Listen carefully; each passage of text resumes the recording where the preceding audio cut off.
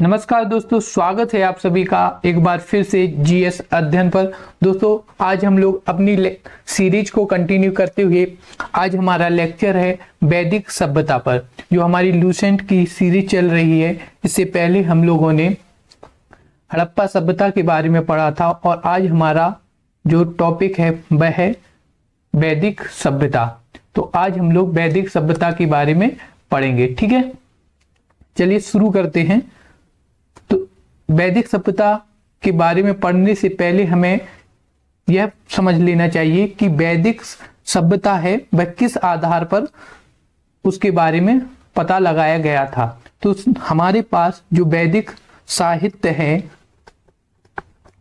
वैदिक साहित्य, उस आधार पे हम लोगों ने इस कालखंड को समझा या इस कालखंड के इतिहास को लिखा। वैदिक साहित्य, तो वैदिक साहित्य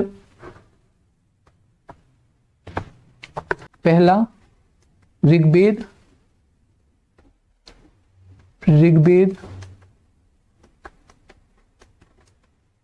जो सबसे पहला वेद है। दूसरा सामवेद, तीसरा यजुर्वेद,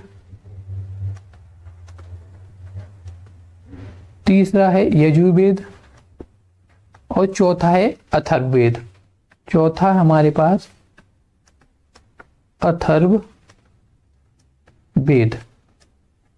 ठीक है। तो इन चार वेदों से जो हमें जानकारी मिली है उससे हमने इस कालखंड की सभ्यता के बारे में पता लगाया है, ठीक है। तो मोस्टली जब हम लोग देखते हैं तो वेदों को, वेद के अगर हम देखें तो वेद के मुख्यतः चार भाग भी हैं। वेद के प्रत्येक वेद के चार भाग हैं। कितने? चार भाग हैं। अगर वैदिक साहित्य में देखें तो वेदों के चार भाग होते हैं। जैसे पहला संहिता, वेदों ने वेद को ही संहिता। दूसरा भाग इनका रहता है ब्राह्मण ग्रंथ। ब्राह्मण ग्रंथ जो हैं वो वेदों के ही भाग हैं, ठीक है। इसके बाद तीसरा जो है वो है आरण्यक, ठीक है। चौथे हैं, जो चौथा भाग है वेदों का वह है उपनिषद, ठीक है। उपनिषदों को वेदांत भी कहा जाता है, वेदों के अंत, ठीक है। तो ये सब जब हम इन सब के बारे में पढ़ते हैं तब हम लोग वैदिक सभ्यता के बारे में जानकारी हमें इन सब से मिलती है, ठीक है। तो हमें इसका अब जो हम पढ़ेंगे, हमने जो वेद पढ़े, वेद कितने हैं ये देख लिया और वेदों के कितने भाग होते हैं वह देख लिए, और हम लोग इस आधार पर इस कालखंड की सभ्यता के बारे में देखेंगे कि इस समय की सामाजिक, आर्थिक, राजनीतिक स्थिति क्या थी। तो हम सबसे पहले जब देखते हैं तो देखेंगे कि वैदिक काल है जो वह, उसका विभाजन दो भागों में किया गया है। वैदिक काल का विभाजन दो कालखंडों में किया गया है। पहला ऋग्वैदिक काल जो 1500 ईसा पूर्व से 1000 ईसा पूर्व के बीच में, और दूसरा उत्तर वैदिक काल जिसका कालखंड 1000 ईसा पूर्व से 600 ईसा पूर्व के बीच में है। यह कालखंड किस आधार पर हुआ? तो ऋग्वैदिक जो काल है उसमें हम लोग ऋग्वेद, जो वेद का पहला वेद है, जो सबसे पुराना वेद है, उस कालखंड के बारे में बात करते हैं।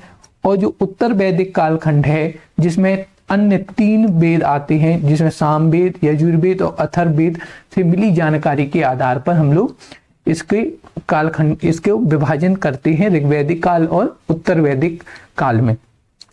और एक और बात कि ऋग्वैदिक कालखंड और उत्तर वैदिक कालखंड को किस आधार पर विभाजित किया जा सकता है, उसके क्या क्या विशेषताएं थी ऋग्वैदिक काल की और क्या विशेषताएं थी उत्तर वैदिक काल की, वह भी हम लोग एक बार देख लेते हैं।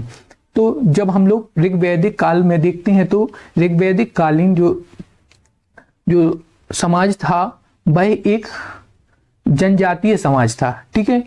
और यहाँ पे जो राजा होता था वह अस्थायी होता था, जिसे जनस्य गोप के नाम से भी जनस्य गोप कहा जाता था, ठीक है। और इस समय में ऋग्वैदिक काल की बात कर रहे हैं। ऋग्वैदिक काल में कर होता था जिसे बलि कहा जाता था। यह स्वैच्छिक था। अगर किसी को बलि देना है या कर देना है तो वो स्वेच्छा से देगा, उस पर कोई जो जबरदस्ती नहीं की जाती थी। ठीक है। और इस कालखंड में 4 प्रमुख संस्थाएं थीं, जिसमें सभा, समिति, विदत और गण, ये 4 समितियां थीं। ठीक है। और इस समय पे जो प्रशासन था उसमें कुल, ग्राम, विष और जन ये प्रशासन के अंग होते थे। कुल जो परिवार होता था, उसका जो प्रमुख होता था वो पिता होता था, जिसे कुलप कहा जाता था। ग्राम ग्रामीण, विष का विस्पति और जन का जन राजन। ठीक है। तो ये ऋग्वैदिक काल की विशेषता थी। और अगर हम उत्तर वैदिक काल की विशेषता देखें, उत्तर वैदिक काल की विशेषता देखें तो उसमें राजा होता था वह स्थायी हो गया था। यहां पर अगर हम लोग नीचे देखें, यहां पे देख लेते हैं, जो ऋग्वैदिक काल था, ऋग्वेद और उत्तर वैदिक कालखंड देखें तो जब हम देखते हैं यहां पे जो राजा था वह अस्थायी था। ठीक है। और यहां पे राजा स्थायी हो गया था। ठीक है। और यहां पर हम जब देखें तो जो कर था, कर जिसे बलि कहा जाता था, बलि वह क्या था? स्वैच्छिक था। क्या था? स्वैच्छिक था। उस पर कोई जोर जबरदस्ती, ठीक है, स्वैच्छिक भेंट थी। और यहां पे जो कर था वह बलि थी और अनिवार्य हो गया था। ठीक है। अनिवार्य हो गया था। और उसके बाद एक और कर इस समय पे लिया जाने लगा था उत्तर वैदिक काल में, भाग, जो कृषि उत्पाद का अंग होता था। कृषि उत्पाद का अंग होता था। ठीक है। और एक और कर लिया जाता था शुल्क।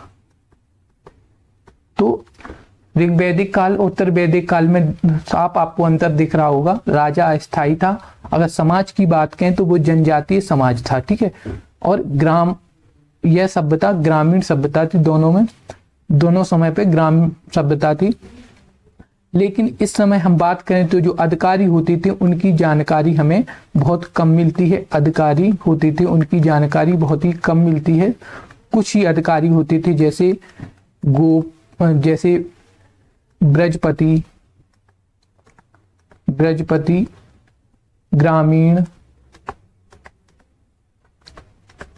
लेकिन यहाँ पे जो उत्तर वैदिक काल है इसमें हमें उत्तर वैदिक काल में हमें 12 रत्नियों के बारे में पता चलता है। यहाँ पे देखें 12 जो अधिकारी होते थे उनको रत्नी बोलते थे। क्या बोलते थे? रत्नियों के बारे में जानकारी मिलती है।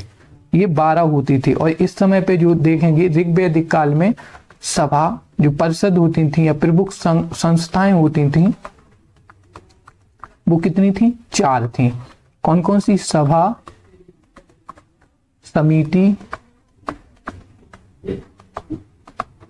समिति, उसके बाद तीसरी जो सभा थी वह विदत, और चौथी सभा थी वह थी गोप। ठीक है। और इस समय पे जो संस्था थी, प्रमुख संस्थाएं थी, वह सभा और दूसरी समिति के ही बारे में जानकारी मिलती है। और जो अंत की दो सभा थी, विदत और गोप, इनके बारे में हमें जानकारी नहीं मिलती। विदत और गोप, ये दोनों सभाओं में स्त्रियों की स्थिति काफी अच्छी थी। लेकिन जब हम देखते हैं उत्तर वैदिक काल में तो इस समय पे ये दोनों संस्थाएं नहीं देखने को मिलती हैं। इससे अनुमान लगाया जाता है कि शायद उत्तर वैदिक काल में महिलाओं की स्थिति में गिरावट आई होगी। ठीक है। तो और हम इसके अलावा जब हम देखते हैं ऋग्वैदिक काल में शतमान, ऋग्वैदिक काल में शतमान और निक्स नामक दो सिक्कों के बारे में जानकारी मिलती है। कौन कौन सी? निक्स और दूसरा शतमान। ये निक्स होता था वह स्वर्ण आभूषण था। क्या था? स्वर्ण आभूषण था निक्स। और जो शतमान था उसे 100 गांव के रूप में 100 गाय के रूप में इसका अर्थ माना गया था, 100 गाय। ठीक है। लेकिन उत्तर वैदिक काल में जब हम देखते हैं कि इस समय में किस प्रकार की सिक्की चलती हैं, तो हमें कृष्ण सिक्के के बारे में जानकारी मिलती है। ठीक है, चलिए, तो ये हो गया। इसके बाद हम लोग अगर इसकी प्रशासन की बात करें, तो जब मैंने बताया था कि अगर इसकी प्रशासन की बात करें तो ऋग्वैदिक काल में जो प्रशासन था उसमें कुल, ग्राम, विष और जन था। ठीक है। लेकिन एक परिवर्तन हमें उत्तर वैदिक काल में देखने को मिलता है। उत्तर वैदिक काल में हमें जो परिवर्तन देखने को मिलता है, जो ये जन था वह अब विस्तृत हो गया और जनपद बन गया। क्या? जनपद बन गया। ठीक है। इसका क्षेत्र मतलब उत्तर वैदिक काल में क्षेत्रफल विकसित हो गया, और जो जन ऋग्वैदिक काल में जो जन था, जो सबसे बड़ी प्रशासनिक संरचना थी, वह जन से जनपद में परिवर्तित हो गई। और यही जनपद बाद में हम जब महाजनपद आ पढ़ेंगे तो यही जनपद बाद में महाजनपद बन जाते हैं। यही जो जनपद हैं ये बाद में हमें महाजनपद के रूप में पढ़ते हैं, महाजनपद। तो यही हमें विकास देखने को मिल रहा है कि किस प्रकार विकास हो रहा था प्रशासनिक इकाइयों का। ठीक है। तो अब हम लोग अपने टॉपिक पे आते हैं और वैदिक सभ्यता के जो पॉइंट हमें लूसेंट में दिए हैं उनके बारे में हम लोग पढ़ते हैं। ठीक है। तो पहला पॉइंट हमने पढ़ लिया था कि ये विभाजन कैसे हुआ, और उसके बाद हम लोग देखते हैं कि दूसरा पॉइंट है आर्य सर्वप्रथम पंजाब एवं अफगानिस्तान में बसे। जो वैदिक सभ्यता के लोग हैं उन्हें हम लोग आर्य बोलते थे, और मैक्स मूलर ने आर्यों का मूल निवास मध्य एशिया को माना है। जो मैक्स मूलर थे उन्होंने आर्यों के मूल निवास या आर्यों का मूल निवास किसे कहाँ माना है? मध्य एशिया को माना है। क्लियर। इसके बाद हम लोग देखेंगे आर्यों द्वारा निर्मित सभ्यता वैदिक सभ्यता कहलाई। ठीक है। इन आर्यों ने जो सभ्यता बनाई उसे वैदिक सभ्यता की। आर्यों द्वारा विकसित सभ्यता ग्रामीण सभ्यता थी। क्लियर। आर्यों की भाषा संस्कृत थी। ठीक है। इसके बाद हम लोग जब और पढ़ते हैं नीचे, तो आर्यों के प्रशासनिक इकाई के आरोही क्रम के बारे में मैं बता चुका हूं। ठीक है। आरोही क्रम में मतलब किस प्रकार बढ़ रहा था? कुल से बड़ा ग्राम, ग्राम से बड़ा विष, विष से बड़ा जन, और फिर राष्ट्र। ठीक है। फिर देखते हैं ग्राम के मुखिया को ग्रामीण, विष के प्रधान को विषपति कहलाते थे। ठीक है। और कुल का प्रधान होता था उसे पिता या कुलप कहा जाता था। कुलप। ठीक है। जन के शासक को राजन कहा जाता था। जो जन होता था उसका शासक राजन कहलाता था। राज्य अधिकारियों में पुरोहित एवं सेनानी प्रमुख थे। ठीक है। उसके बाद सूत, रथकार तथा कमादी नामक अधिकारी रत्नी कहे जाते थे। इनकी संख्या 12 थी और ये उत्तर वैदिक काल के थे। ठीक है। उसके बाद पुरप, दुर्गपति कहा जाता, जो पुरप होता था उसे दुर्गपति होता था वह, और स्पर्श जो होता था वह जनता की गतिविधियों को देखने वाले गुप्तचर होते थे। ठीक है। स्पर्श कौन होते थे? गुप्तचर। उसके बाद ब्रजपति गोचर भूमि का अधिकारी होता था। जो ब्रजपति होता था वह क्या होता था? जो गोचर भूमि होती थी उसका अधिकारी होता था। अपराधियों को पकड़ने का कार्य करता था। सभा और समिति राजा को सलाह देने वाली संस्था थी। ये किसके बारे में पढ़ रहे हैं हम लोग? उत्तर वैदिक काल के बारे में पढ़ रहे हैं।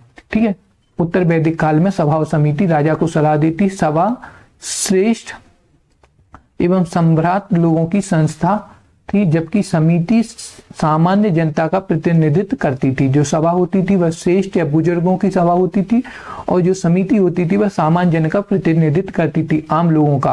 और इसका जो अध्यक्ष होता था वह ईशान कहा जाता था। किसका? समिति का अध्यक्ष होता था, उसे ईशान कहा जाता था। इसके बाद हम लोग देखें, युद्ध में कबीलों का नेतृत्व राजा करता था, और युद्ध के लिए ग्रीविष्ट शब्द का उपयोग किया गया है। किसके लिए? युद्ध के लिए, जिसका अर्थ होता था गांवों की खोज।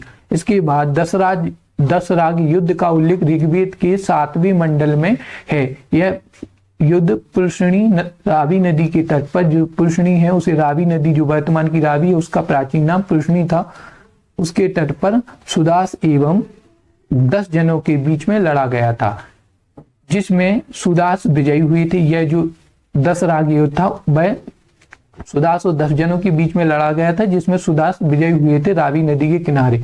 इसके बाद ऋग्वैदिक समाज 4 वर्णों में विभक्त था। ये वर्ण थे ब्राह्मण, क्षत्रिय, वैश्य, शूद्र, एवं विभाजन व्यवसाय पर आधारित था। ठीक है, व्यवसाय पर आधारित था। ऋग्वेद के 10वें मंडल में पुरुष सूक्त में, जो 10वां मंडल है पुरुष सूक्त कहलाता है, उसमें चतुर्वर्णों का उल्लेख मिलता है। इसमें कहा गया है कि ब्राह्मण परम ब्रह्म पुरुष के मुख से, क्षत्रिय उसकी भुजाओं से, वैश्य उसकी जांघों से एवं शूद्र उसके पैरों से उत्पन्न हुए हैं। आर्यों का समाज पितृ प्रधान था। समाज की सबसे छोटी इकाई परिवार या कुल थी, जिसका मुखिया पिता होता था, जिसे कुलप कहा जाता था। स्त्रियां इस काल में अपने पति के साथ यज्ञ कार्य में भाग लेती थी। अब यह हम लोग सामाजिक स्थिति के बारे में या सामाजिक स्थिति के बारे में पढ़ रहे हैं। कहाँ की? ऋग्वैदिक काल की। उसके बाद बाल विवाह एवं पर्दा प्रथा का प्रचलन नहीं था। विधवा अपने मृतक पति के छोटे भाई देवर से विवाह कर सकती थी। स्त्रियां शिक्षा ग्रहण करती थी। किसमें? वैदिक काल में स्त्रियों को शिक्षा का अधिकार था। ऋग्वेद में लोपा मुद्रा, घोषा, सिक्ता, अल्पा, अपला या विश्वास जैसी विदुषी स्त्रियों का वर्णन मिलता है। जीवन भर अविवाहित रहने वाली महिलाओं को अमाजू कहा जाता था। जो जीवन भर महिलाएं विवाह नहीं करती थी, उनको हम लोग या ऋग्वैदिक काल में उन्हें क्या कहा जाता था? उन्हें अमाजू कहा जाता था। क्लियर? इसके बाद आर्यों का जो मुख्य पेय पदार्थ था वह सोमरस था। यह वनस्पति से बनाया जाता था। ठीक है, आर्य मुख्यतः 3 प्रकार की वस्त्रों का उपयोग करती थी: बास, अधिवास और उसीन। अंदर पहनने वाले कपड़े को निवी कहा जाता था। आर्यों के मनोरंजन के मुख्य साधन थे संगीत, रथ दौड़, घुड़दौड़ और धूत्र क्रीड़ा। उसके बाद आर्यों का मुख्य व्यवसाय पशुपालन एवं कृषि था। आपको पहले ही बता चुका हूं कि इसकी जो सभ्यता थी यह ग्रामीण थी, और हड़प्पा सभ्यता क्या थी? शहरी सभ्यता थी। तो ग्रामीण सभ्यता में पशुपालन कृषि प्रधान व्यवसाय होते हैं। गाय को अघन्य न मारे जाने योग्य पशु की श्रेणी में रखा जाता था। ठीक है, गाय की हत्या करने वाले या उसे घायल करने वाले के लिए वेदों में मृत्यु दंड तथा देश निकालने की व्यवस्था की गई थी, जो अभी भी हमारे भारत के कुछ गांवों में इस प्रकार की सजा दी जाती है। ठीक है, आर्यों का प्रिय पशु है वह घोड़ा एवं सर्वाधिक प्रिय देवता इंद्र थे। ठीक है, इसके बाद हम लोग आर्यों द्वारा खोजी गई धातु लोहा थी। उत्तर वैदिक काल में हम सभी को पता है कि उत्तर वैदिक काल में लोहे की खोज हुई थी 1100 या 1000 ईस्वी से 1100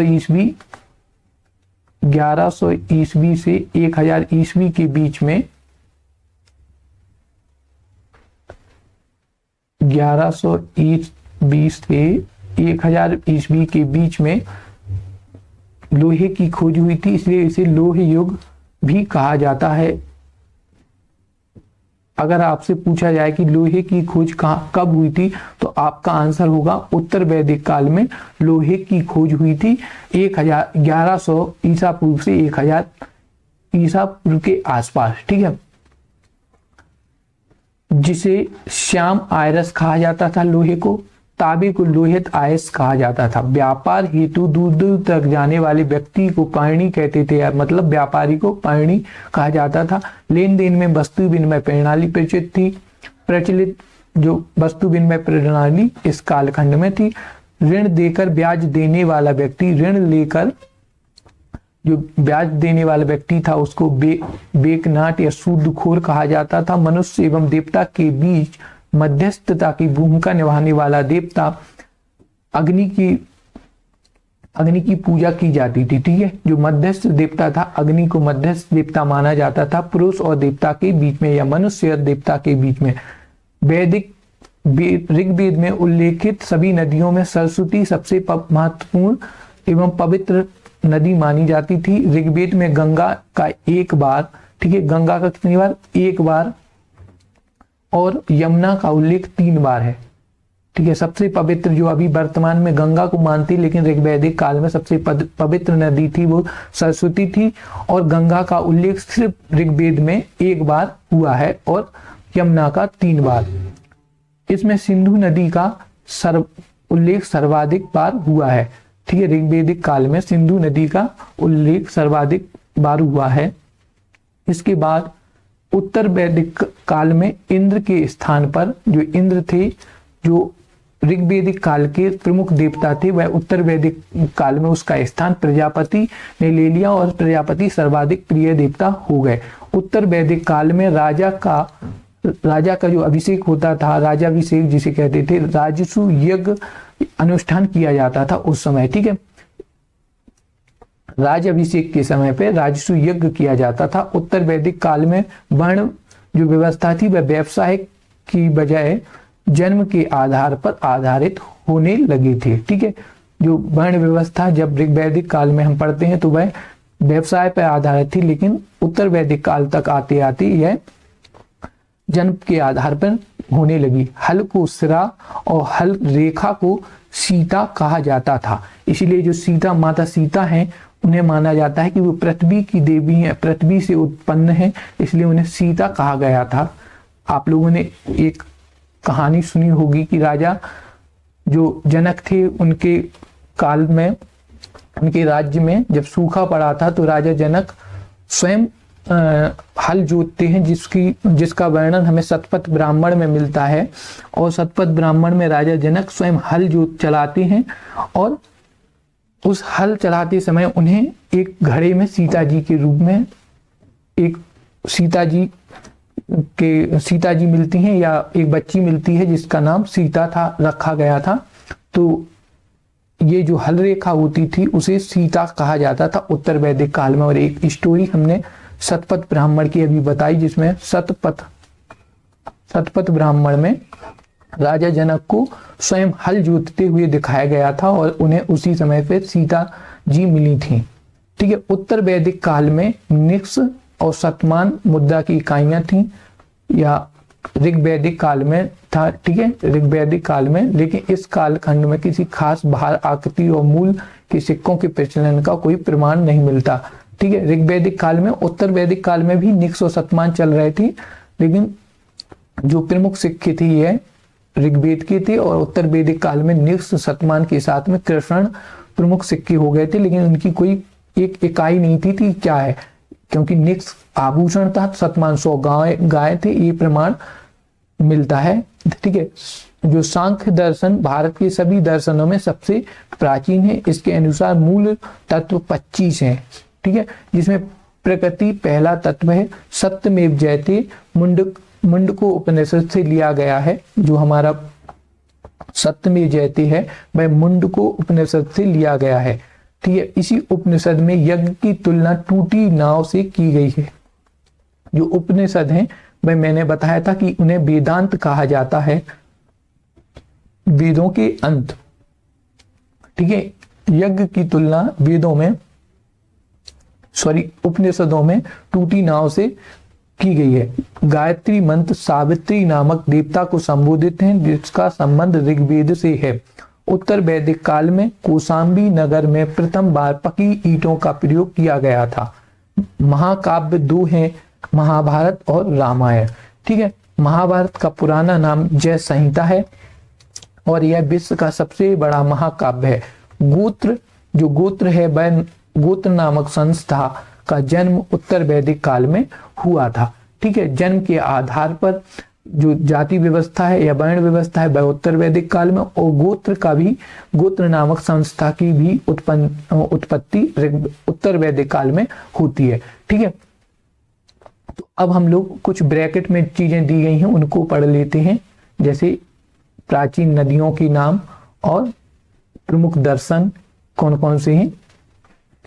ठीक है, तो इससे पहला जो ब्रैकेट है उसमें दिया है, इससे पहले आपको मैंने जब स्रोत पढ़ाए थे प्राचीन इतिहास के तो उसमें बताया था कि जो ऋग्वेद है बस उसके टोटल 10 मंडल है। ठीक है, 10 मंडल है मैंने पहले बताया था, और जो 10वां मंडल है उसे पुरुष सूक्त कहा गया था।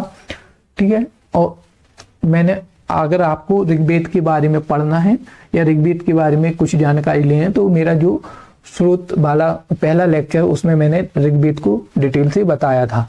ठीक है, और इसके बाद हम लोग जब देखते हैं तो ब्रैकेट में दिया हुआ है दिशा और उत्तर वैदिक शब्द और राजाओं के नाम। ठीक है, तो पूर्व की जो दिशा थी उसे उत्तर वैदिक काल में प्राची बोलते थे, और जो राजा होता था पूर्व का उसे सम्राट कहा जाता था। पश्चिमी दिशा को प्रतीची बोलते थे और राजा को स्वराष्ट्र बोलते थे। पश्चिमी दिशा अभी भी हम लोग जो स्वराष्ट्र गुजरात वाला एरिया है वहां पर इस प्रकार के शब्द देखते हैं। और पूर्व जैसे मगध सम्राट का नाम आपने देखा होगा, मगध सम्राट, तो ये पूर्व में था इसलिए उसे मगध सम्राट के नाम से जाना जाता है। उत्तर उदीची और उसे विराट कहते थे, राजा को विराट कहते थे। मध्य दिशा में राजा को राजा कहते थे, मध्य में जो मध्य दिशा थी उसको राजा, उस समय के शासक को राजा कहा जाता था। और दक्षिणी दिशा के राजा को भोज के नाम से जाना जाता था या भोज कहा जाता था। ठीक है, इसके बाद दूसरा ब्रैकेट है जो वह है उपनिषदों की कुल संख्या। जो उपनिषद हैं जिन्हें हम वेदांत कहते हैं उनकी कुल संख्या 108 है। महापुराणों की संख्या कितनी है? 18 है। और वेदांगों की संख्या कितनी है? 6 है। वेदांग मैंने पहले बताया है कि वेदांग व्याकरण, कल्प, निरुक्त, ये सब क्या है?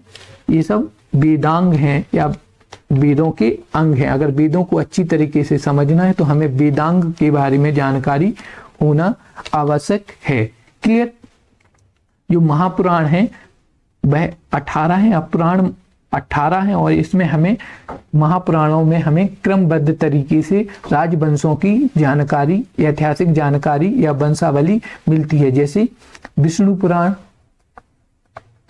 पुराण में हमें जानकारी मिलती है मौर्य वंश की, और मत्स्य पुराण जो सबसे पुराना पुराण है उसमें जानकारी मिलती है आंध्र सातवाहन राजाओं की, और वायु पुराण में हमें जानकारी मिलती है गुप्त वंश के बारे में। ठीक है, तो ये 3 जो महापुराण है, पुराण है जो महत्वपूर्ण है, जिनमें हमें वंशावली, प्रमुख राजवंशों की वंशावली देखने को मिलती है। क्लियर? इसके बाद हम लोग देखेंगे प्रमुख दर्शन। ठीक है, जो प्रमुख दर्शन है जिसे षट दर्शन भी कहा जाता है। ठीक है, ये षट दर्शन है, और इसमें एक दर्शन हमें जो भारतीय दर्शन व्यवस्था में दर्शन में एक दर्शन है चारवाक दर्शन, जिसके प्रवर्तक चारवाक थे, और इसे भौतिकवादी दर्शन भी कहा जाता है। भौतिकवादी, ठीक है, एक भौतिकवादी था, एकमात्र भौतिकवादी जो भौतिकता को प्रोत्साहन या भौतिकता को मानते थे वह चारवाक थे। उसके बाद जो आध्यात्मिकता पर बल देते थे, योग के प्रवर्तक थे पतंजलि, सांख्य के प्रवर्तक थे कपिल मुनि, न्याय के प्रवर्तक थे गौतम मुनि, और पूर्व मीमांसा के प्रवर्तक थे जैमिनी, और उत्तर मीमांसा के प्रवर्तक थे बादरायण, और वैश्विक के जो वैश्विक दर्शन है उसके प्रवर्तक थे कर्णाद या उलूक। ठीक है, तो ये प्रमुख दर्शनों के बारे में है। हमारे प्रमुख दर्शन 60 दर्शन है, 6 दर्शन है, लेकिन एक दर्शन जो अलग है, सबसे अलग है भौतिक दर्शन, भौतिकवादी दर्शन जो चारवाक ने दिया था। ठीक है, इसके बाद हम लोग ऋग्वैदिक कालीन नदियों के बारे में देख लेते हैं।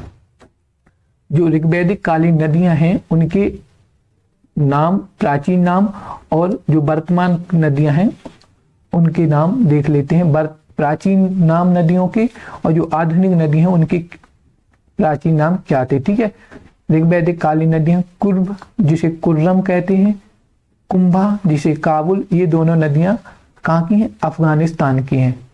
ठीक है, ये दोनों नदियां अफगानिस्तान की भी हैं वर्तमान में, अभी कहाँ पे? अफगानिस्तान में। वितस्ता जिसका प्राचीन नाम वितस्ता था वह वर्तमान की झेलम है, और चिनाब का जो नाम था अस्किनी था, चिनाब, और पुरुषणी जो रावी नदी है उसका नाम पुरुषणी था। ठीक है, और सतुदी जो सतलज है उसका नाम था सतुदी, और विपाशा व्यास का नाम था।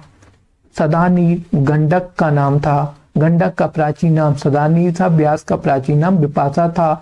दृष्टदती घग्गर का नाम था, गोमती गोमल का नाम था, सुबस्तु स्वात का नाम था, स्वात नदी।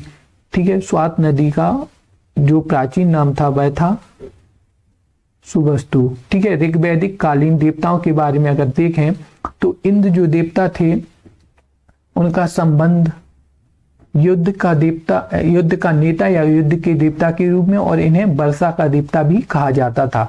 अग्नि को देवता एवं मनुष्य के बीच मध्यस्थ के रूप में देखा जाता था या मध्यस्थ का देवता माना जाता था। वरुण को पृथ्वी एवं सूर्य के निर्माता और समुद्र का देवता माना जाता था। विश्व के नियामक एवं शासक भी इन्हें वरुण को कहा जाता था। ठीक है, ऋतु परिवर्तन एवं दिन रात का कर्ता भी वरुण देवता थे।